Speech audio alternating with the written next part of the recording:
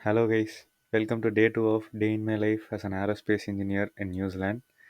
இன்னைக்கு காலைல எழுந்தோடனே ஸ்கின் கேர் ரொட்டீன் ஃபாலோ பண்ணிவிட்டு அப்புறம் chicken as usual 450 grams of chicken breast எடுத்துக்கிட்டேன் அன்றைக்கி. அதை வந்து இந்தியன் ஸ்பைசஸில் மேரினேட் பண்ணிட்டு ஆயில் இல்லாமல் குக் பண்ணிவிட்டு அது கூட 100 கிராம்ஸ் ரைஸும் மோரும் வச்சு சாப்பிட்டேன்.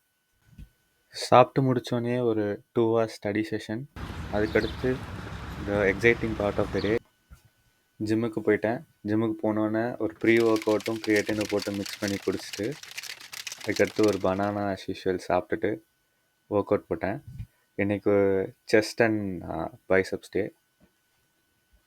ஜிம்மில் இருக்க ஷவர்லேயே ஃப்ரெஷ்அப் ஆகிட்டு நெக்ஸ்ட்டு காலேஜ் கிளம்பி போகணும். Today I had a structures and composites class. முடித்தோடனே கொஞ்சம் க்ராசரி திங்ஸ் வாங்க வேண்டியது இருந்துச்சு.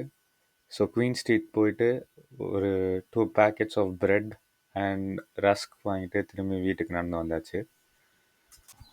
வந்தோன்னே ஒரு குலுக்கல் ஷேக்கை போட்டுட்டு கேமரா எடுத்துகிட்டு பக்கத்தில் இருக்க ஸ்ட்ரீட்ஸ்க்கு போயாச்சு.